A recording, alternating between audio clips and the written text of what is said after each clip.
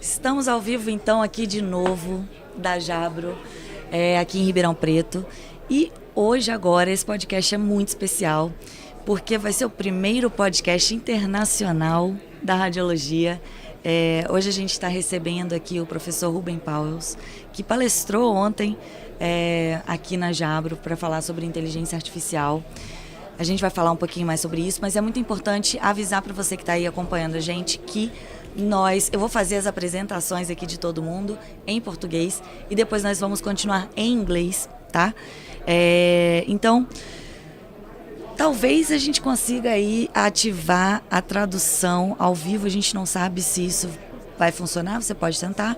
Mas, em breve, quando tiver aí disponível essa live no YouTube, você vai poder ativar aí a tradução sem problema nenhum. Então, nós estamos com uma mesa hoje aqui de peso. Nós temos aqui ao meu lado o Luiz, que é vice-presidente da RadioMemory. Ele é o diretor de inovações e também o desenvolvedor do nosso sistema de inteligência artificial. Nós temos aqui na minha frente o André, que é o nosso diretor de desenvolvimento. E aqui no cantinho aqui da mesa, o nosso convidado de hoje, que é o Ruben Pawels, que é mestre em imaginologia, doutor em ciências biomédicas. Ele estudou em Leuven, na Bélgica, e se tornou pesquisador de pós-doutorado. Foi professor na Chulalongkorn. Okay, thank you very much. This is a very hard name to say. Em Bangkok, na Tailândia. Foi pesquisador e visitante na USP aqui em São Paulo. E o Dr. Ruben também foi bolsista Marie Curie no Instituto de Estudos Avançados de Aarhus, na Dinamarca. E hoje é atualmente professor associado do Departamento de Odontologia e Saúde Bucal. Where you teach with Rubens. He was with us yesterday here. It was incredible. He's a very nice person. He's so kind, and he's an incredible dentist and radiologist. I admire him so much, and I am very happy to have you here today. I saw your lecture yesterday. It was brilliant, and I believe that we have to talk more about AI, because we are in this reality now, and I believe that almost every equipment in our market now has AI, and we radiologists, we don't actually know how it works.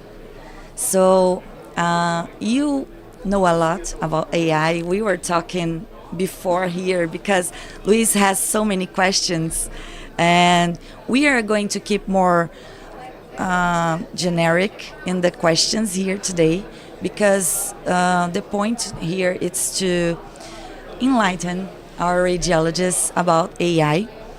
But I believe that you can search for his materials and presentations. And yesterday was like, I was exiting the room and everybody was, oh my God, now I know what is AI. That's incredible.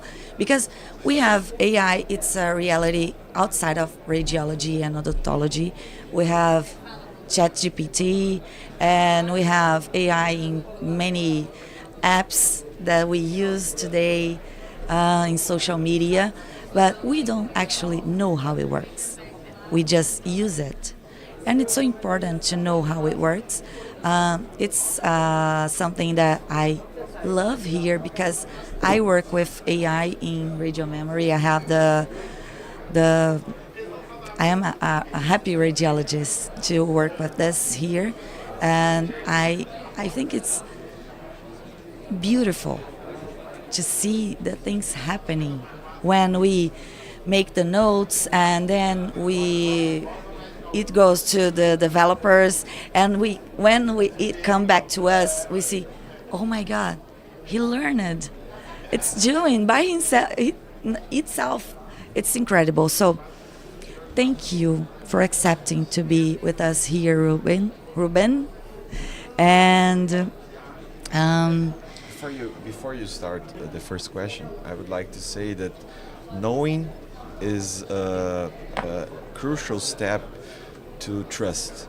So Yes. for the radiologists to trust the technology, it's very important that they know that's not magic. It's not something. It's not something thin. It's not something that's done without very much work and statistical information and it's a very cool technology. It gives fantastic results, but it's very well grounded in science and statistics, and it works very well. And learning about it is a crucial step to trusting it. That's perfect. Yes. So yesterday you were talking about explainable AI and generative AI, and when we were talking, you said it will be hard to say in a podcast to explain generative AI in the podcast. So I would like to know more about explainable AI and what exactly is explainable AI and why it's a crucial aspect of AI development and what is explainable AI in radiology, in odontology. Sure. Well, first of all, thank you so much for having me. Very glad to be here, and I couldn't have said it any better. Your introduction was absolutely on point. Regarding explainable AI, this is a bit more of a recent concept that followed all of the development that came before.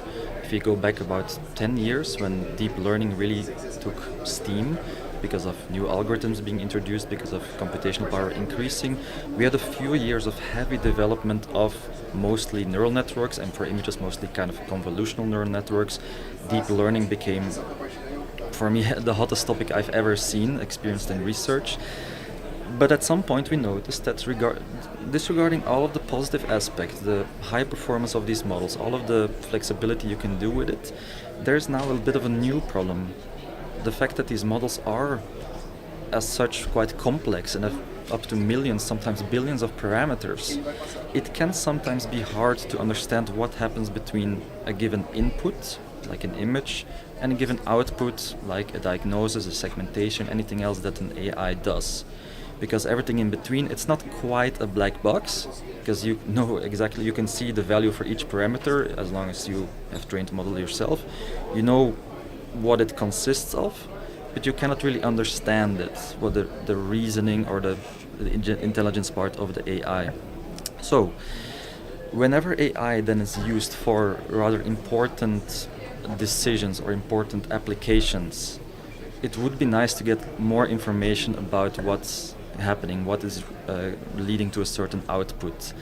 And of course in medicine we are dealing with very important applications that can directly affect a patient's well-being. But you have other facets of society and industry, like the financial world. They also look at explainable AI because they are using AI to detect fraud and to detect wrong transaction or bad transactions. But then the bank, the institution has to be able to explain to the customer or the business why they think it is fraudulent. So they also went now to explainable AI. So to conclude, as a concept, it is a way to decompose an answer or an output of an AI and to get more information that can help you as a user judge the performance and confidence in that performance and whether it should be followed or overruled. That's perfect. Just to the viewers, to the listeners, maybe it's a simple analogy would be you turn yes and no into why it's yes and no. Yeah. So it's a way to trust it more. Yeah. You gave us an example yesterday, and it was very simple to understand this. It's like the input is an image you put to know if the image has a lesion or no, has an anomaly. And you know the output is yes, there is an anomaly, or no, there is not an anomaly. But why? How? It could get to yes or no. That's what we have to understand. That's what is explainable AI. Yeah. Yesterday in my lecture, I defined a couple of levels of explainable AI. I'm not aware of any kind of official level, so this was my definition. And at a very base level, an AI would tell you will give you a binary response. If it's a classification task, you get a 1 or a 0, a yes or a no. I put that at level 0 in my classification because that's even below the minimum that I think an AI could give you. Because at the very minimum, it should give you a probability, not a binary response. But then you can go further, and you can. I defined the what, so not just saying this is okay, this is not okay, but specifying what is not okay. Then at the next level, I defined the where, showing, in the case of images, showing the user where it thinks the problem is by using some kind of hotspots or heat map, any kind of way to visualize it. And then at the possible next value, you have the why, where it tells you, okay, I think this is the issue, and I think these are the features, the components that lead me to believe that. So that's another level of explainable AI where I think we haven't quite reached yet at this point. Yes. I would like to add that the explainable AI is very important for the user to know what's happening, but it's crucial for the developers to fine-tune the models so that the developers don't know either what's happening. So if you can identify what's happening at each stage of the decision process, we can attack the problems, we can try to fine-tune the models. So it's very important for the development process also. Absolutely, it's beneficial for both sides. Yeah. Well put. From a developer point of view, could you think of it like a logging? For example, like a logging of the prediction? Not sure what the logging. The steps. You're seeing this feature was extracted, and then we this was refined to this, and the steps involved in reaching the decision. Sure, yeah, I think so. You can consider it as a multi-output becoming a single output. So I don't know how to define it, if you have to define it technically, but indeed there's a stepwise progression where first you get the components of a final output, and then it is combined either just in a very basic way or with a second kind of network into a final prediction. So yeah, absolutely, it's a logical conclusion of steps. Perfect. I also would like to talk about something you said yesterday about the levels. And you said it's not important to know what anomaly we are dealing with, but it's important to know, is there an anomaly or is there not? Where is this? So maybe people can think that we are searching for the specific anomaly. And you said yesterday, it's more important to know if there's an anomaly. And if you have to make a biopsy. And so, do you believe we will have in the future a possibility of knowing what anomaly is this, and is the market concerned about knowing what is the anomaly, or are we going to stay in like there is an anomaly and you have to do something about it? Sure. So I made this point yesterday specifically when talking about tumors and cysts and that kind of lesions.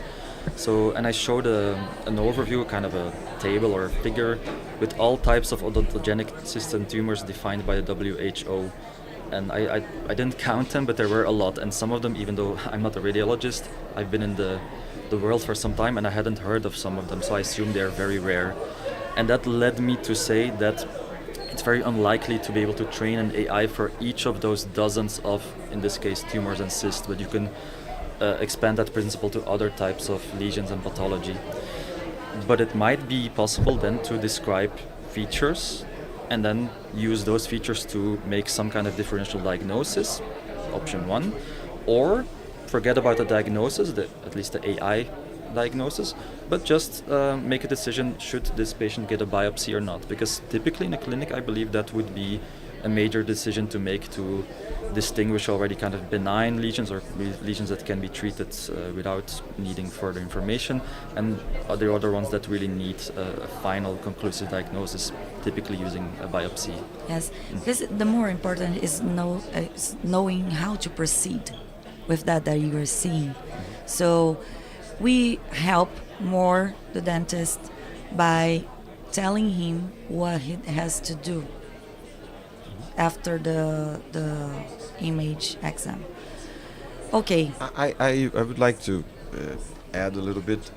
I think the decision process should be. I think the fear of AI. That's a important topic to discuss. The fear of AI substituting the work of the professional is it's not a well-grounded fear, at least not for now, because of this, the objective of the AI tools is not to reach the perfect diagnostic. It's there to assist in the description of the image, into the features necessary to reach a good and a more reliable diagnostic. So I think that's the aim. That's the aim of the AI research we do, and everyone asks, does it find the anomaly? Does it find the pathology? Does it make the diagnostic for me? It's probabilistic, so it never can be trusted as a certified professional, at least not for many years. And so the aim is not to find the exact answer, but to help the professional to reach the most reliable answer.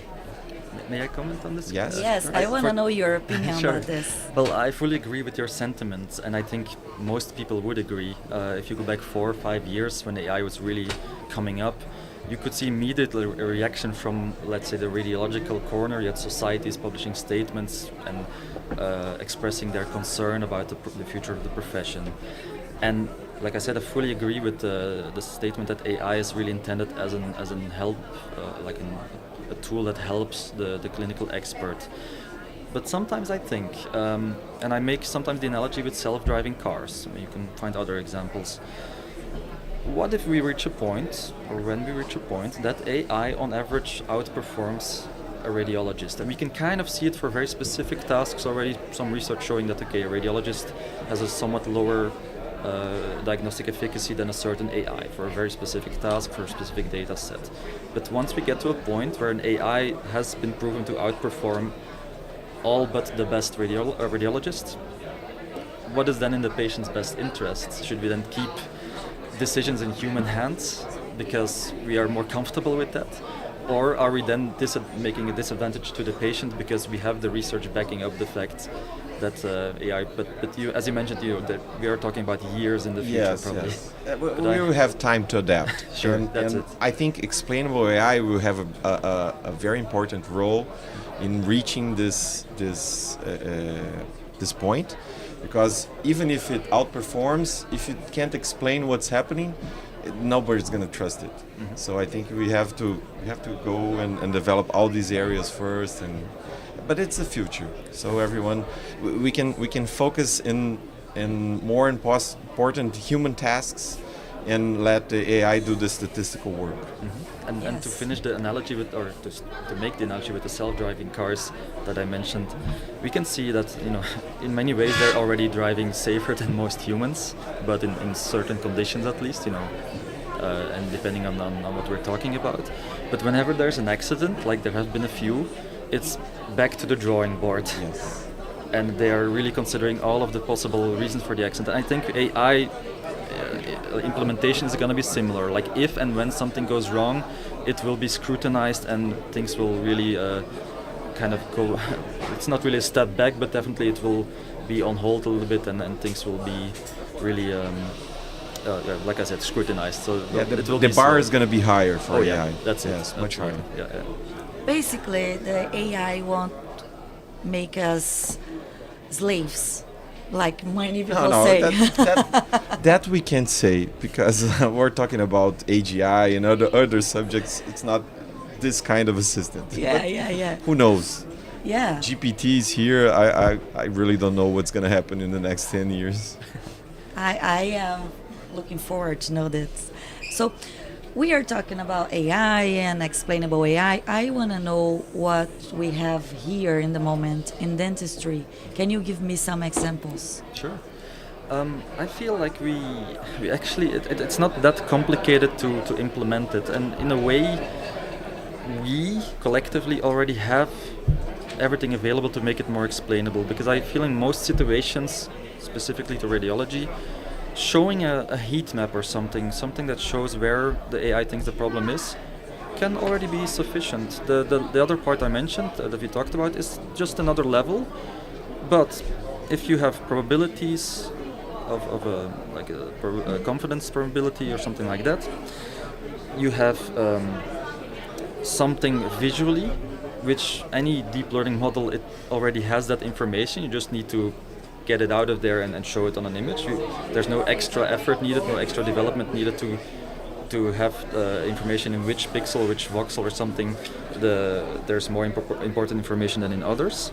So I feel like we have had some tools, I guess also commercial tools nowadays, that simply have either the original image, radiograph, anything, photograph like that, and then the same one through the eyes of the AI that shows, first of all, the final output, but also some kind of color coding, some kind of, like I said, heat map that pinpoints where it is. And I think that can be a super useful tool to the radiologist to go beyond just that one number, like the 80% confidence, and seeing, okay, where is it? And if it's in the wrong place, then that confidence doesn't mean much because it's just having some kind of false positive pixels included. So I feel like the concept is not that hard. It's not that hard to implement, and I think it makes enough sense that I will believe that most researchers and companies will in fact go that route, because I feel also that like the end user, the radiologist or clinician, would really like to see that. So it makes perfect sense to go that way. Yeah. I would like to add that it not only makes sense, but it's the partial step to reach the final decision. So when the model is not yet fine-tuned enough, what you have is a probability cloud, a map of what's happening. You have to analyze it to make your model better. So you can just show this for the user. So it's perfect. Yes. Okay. I know that's hard to explain about generative AI in a podcast, but yesterday I was quite amazed with your explanation about generative AI, and I think if you can explain briefly for us what is generative AI, please. Sure. Well, luckily, it's made a lot easier by the fact that in the last couple of months, generative AI came up almost in an unforeseen way, and that we have it now, well, in the hands of everyone, from the smallest child to different kind of professional people or just people using it for fun, students and all. They're all using some type of generative AI, and then we're mostly talking about text generation. And the concept really applies to any kind of data generation. So yesterday I focused on creating synthetic images, which is just one example of generative AI. So the overall concept would be to generate synthetic fake data that is realistic. And I put realistic between apostrophes, because what realistic means depends on the kind of data that you want to generate. So if you want to generate radiographs, it has to be something that looks like a clinical radiograph. If you want to generate a painting, then it has to be something that looks like a painting. So the word realistic doesn't always mean photorealistic, realistic as we think it is. It is just the data that it is supposed to represent. So that would be, in a nutshell, what generative AI is about. Perfect. You showed us some images you tried to do with radiology, and you didn't have success on getting those images. It was amazing. The bite wing one was incredible. Okay, the people won't see the images, but basically, nowadays, it's not, you cannot create radiology images with reality images. Like, it's not images that you see and you say, okay, it could be a real image of a real patient, because you see that the radiographs are not realistic.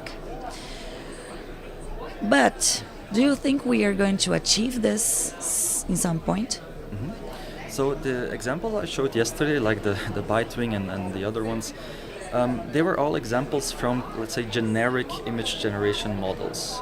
And in fact, even though we cannot show it now, anyone listening can try this out for themselves, because you have tools online where you can just enter text and you get something back. And I feel like many listeners will have already something like played Midjourney or Certainly, I will try. Yes. Yeah, the ones I showed yesterday, one of them was from DALL-E 2 from OpenAI, same company as ChatGPT, and the other one is from a model called Stable Diffusion, which is an open model that anyone can use, and they also have the code available so you can train your own. The ones I showed were trained on very large data sets of, let's say, images with corresponding text, but any type of image. So I showed example of cats, I showed example of other things. And well, what you'd get with these kind of models are typically very, what I call cool images, but something is off, especially when you want to get something realistic that you cannot distinguish from reality. They're great at creating artistic interpretations, but in terms of realism, it's not quite there yet, because maybe, well, we need more time, or maybe we need to develop a more custom model for a very specific type of data. So to answer the question, can we reach the point of generating realistic radiographs? I feel like we can, at least something very close to it, but we would have to essentially train these models ourselves. So we take, for example, the Stable Diffusion architecture, but now we train it, or retrain, but maybe, let's say, we train it from scratch on a large set of clinical radiographs. And then I feel like we will get something much closer to reality than what we saw yesterday. Yeah. I'm not sure how close. It's something that hasn't quite been studied a lot yet. But seeing that we can already do this for partial images, like in CT, we can use it to in-paint certain regions, I would say, why not just generate an entire image from scratch? So I feel like we could go there. There's definitely some effort needed, and you will have to start from a rather large data set, so we may have to join efforts with different centers or institutions, but I feel like there's definitely a road to getting there. Great. More interesting than just talking about the concept of generating these images is why we would generate these images. I think I would like you to elaborate on why would we use synthetic images in any way. I think that's very interesting. Yeah, for sure. I was thinking about it in two different ways. I focused mostly on generating images to then use for further AI training for, let's say, diagnostic tasks, segmentation tasks. This would overcome a lot of limitations and issues that we find nowadays.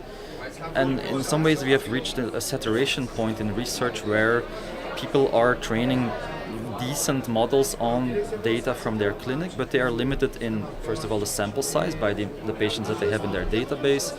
They're limited by ethical issues, so you cannot really easily work together with other centers because it's hard to transfer data. GDPR, yeah, that's LGBT. Exactly. So that's one kind of way to overcome that, by at least augmenting what you have with synthetic data. And you can find some examples, maybe not from medicine, but other types of applications where a 50-50 mix between real and synthetic data can really improve the performance of a model then trained on that data.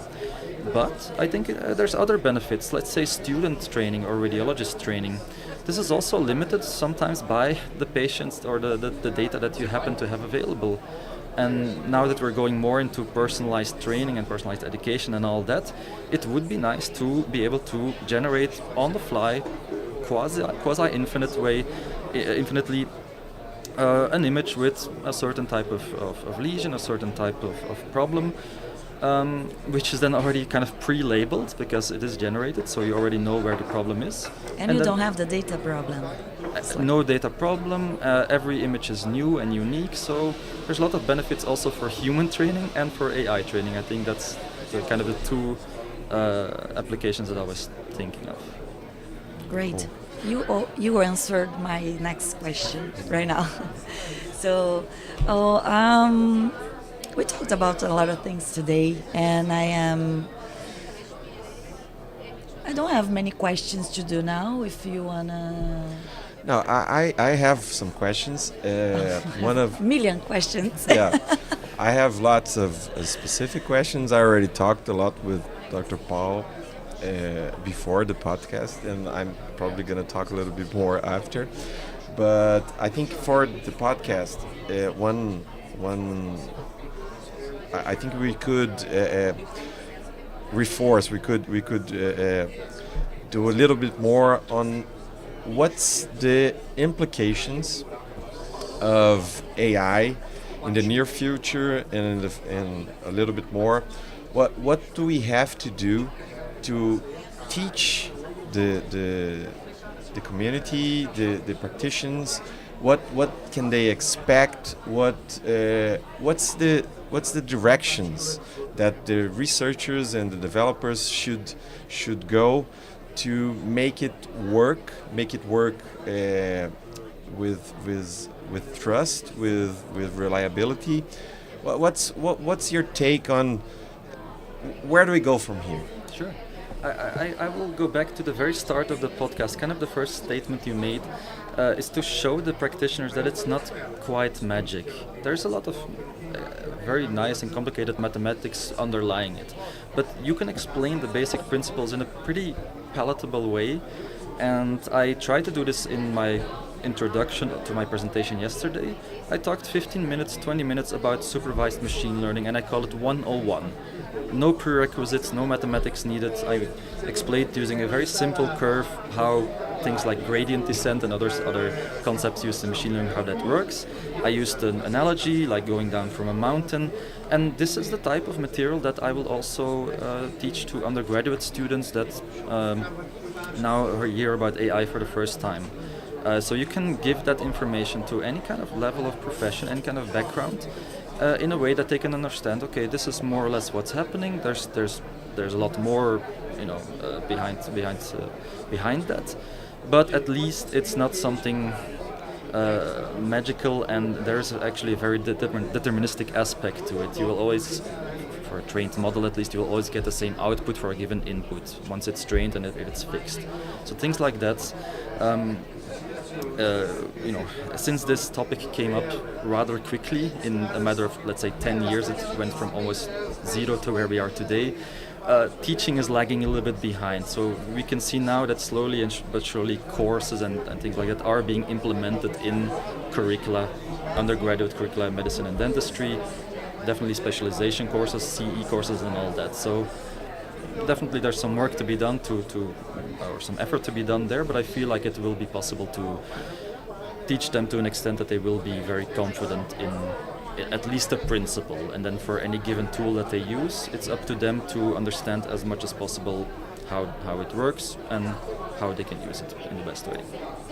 I think one important aspect of what you're saying and what we should teach the community at large, the radiology community, is to look for the explanation, look for the steps, look for not trying to find the answer, but trying to find the rationale to get to the answer. So, like you said, let's show the features. Let's show where we think there's an anomaly. Let's show why we are showing you and the probability of this.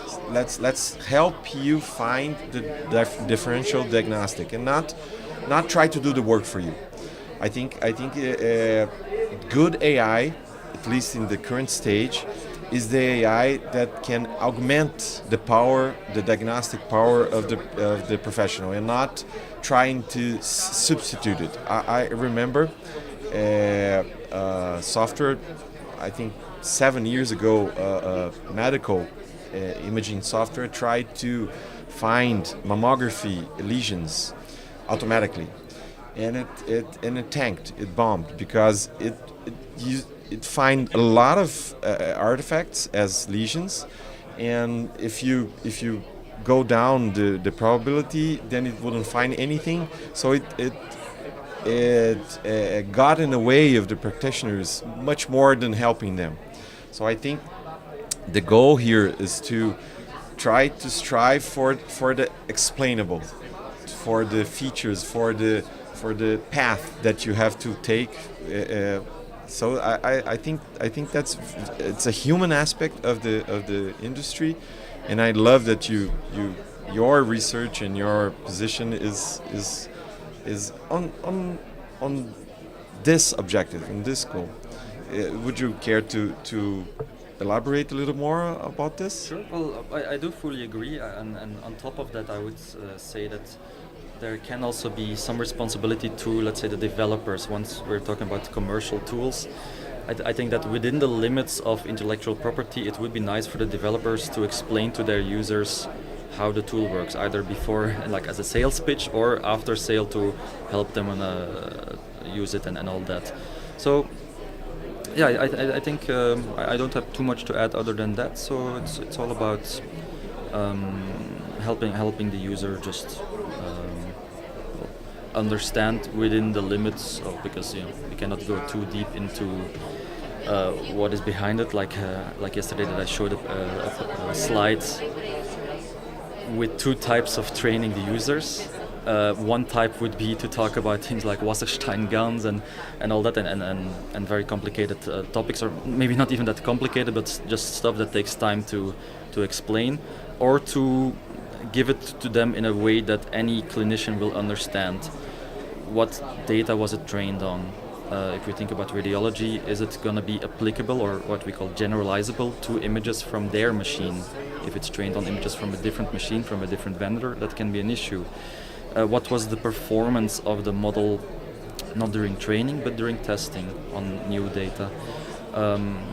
If it makes errors, what are the main causes for errors, like you said, artifacts and all that. So when should a user be more mindful of the AI? When there are visible artifacts or high noise and all that. So these are all things that you can explain in a very easy way to the user, and then they can just apply it like that. There's no learning curve needed in that case. Very good. I would like to expand on a little in a detail that you mentioned that I find it very, very important, is that the AI is not perfect.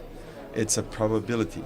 So I think that's a very important point that vendors have to teach the customers. It's not here to take your place. It's here to assist, and you have to take it with a grain of salt. So you have to understand that it's a suggestion, and the vendors have to try to explain. That's why explaining is so important. You have to try to explain the best way you can, so that the practitioner can make a educated diagnostic using all the tools available. So that's very, very the error rate and the probability of getting it right or not. I think it's the main part, and it has to be very, because the vendors will say, mine's better, mine has a much better. No, it's practically magic, and you can't do this. You have to explain the professional that it's not magic, and it will get it wrong. So you have to pay attention, use it as it is. And we are improving. Yes. Every day. We're improving every day. Guys, we are running out of time, so we have to be very quick. Okay. Let me just make one more specific question that I talked to Dr. Pawels before the podcast, and I find it very interesting. One of the uses of generative AI for imaging purposes, that's very important for radiology community, is to try to denoise the images and try to take from the images artifacts and information that's there because of the limitations of the method. So in a CT scan, the metal fillings, they generate reflections and they wreck the image, and they make it very hard to perform the diagnostics, and AI can help a lot in cleaning this image, and not also in cleaning but in augmenting the resolution of the image and generating more beautiful images. Sharpness in the image. But what are the ethical and technical limitations of these applications? I think that's very interesting because lots of vendors already have some kind of image augmentation in place. But what are the caveats of using this in this manner? Sure. I showed some examples yesterday of all of the things you mentioned. So denoising and what we call super resolution, which is kind of the opposite principle. So denoising would be a way to get rid of the noise while maintaining the sharpness. And super resolution would kind of be the opposite of boosting the sharpness while keeping the noise reasonable. And I also showed a couple of examples of artifact reduction in painting and things like that. And indeed, in research at least, we can see that the resulting images look nice according to metrics that we can use. Quantitative metrics, they are better to what we consider a reference image. But it is a very valid question to ask, are they in fact diagnostically better? Unfortunately, most research stops before that point, because that's kind of a next level of study where you cannot even do a subjective interpretation by radiologists. No, you actually have to look at, does lesion detection improve when you apply these image enhancement techniques? I am personally more skeptical because I have somewhat of a background in medical physics, so I'm in touch with both, let's say, the hardware side of imaging and the software side, what comes next. And it's a bit hard for me to believe that you can really overcome physics and hardware limitations, things like a focal spot, like a detector pixel size. These are parameters that are fixed, and as long as those are limiting your initial image quality, I believe there's only so much you can improve. What you want to get now out of it is already lost from the start. But I'm open-minded, I have to be as a researcher, so I would like to see if indeed maybe it can just augment, it can boost something that was in the image but that is just almost imperceptible, so it can reach a little bit of a higher quality level, but it's definitely not going to be magic like we used to use the word magic before. If it's trying to fill in a complete gap in a scan that was covered in artifacts, it's very unlikely that what it's filling in was really there for that patient. It's filling in what it thinks is a regular anatomy. If there happened to be a lesion there, it's probably not going to appear. So I think a caveat is the right word. We have to be very cautious about using it. We need to validate them at a higher diagnostic level before we can claim any type of benefit. But that story is not that different from pre-AI world, like metal artifact reduction that we already have in CT for years, if not decades. Similar story. We are painting in data, we are doing interpolation. It's very questionable if that really gives you a better functional diagnostic image. Cool. Great. Very good. Since we are enthusiasts of radiology and technology and AI, we could be all day long here talking about these topics with you, but we have to close this. Our staff is like, okay. Too much time. Okay. Too long. So thank you very much for accepting our invite to be here. I believe it's very important for our community to have you here talking about this and a topic that we don't have many people talking about. So thank you very much for accepting, and I am very honored to be here in this table with you and with you both.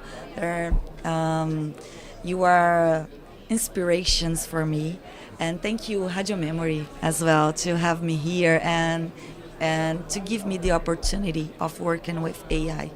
I feel very honored to be here working with this and working with Luis and Fabio, who I consider great scientists and developers. I would like to also thank everyone, and especially Dr. Paul.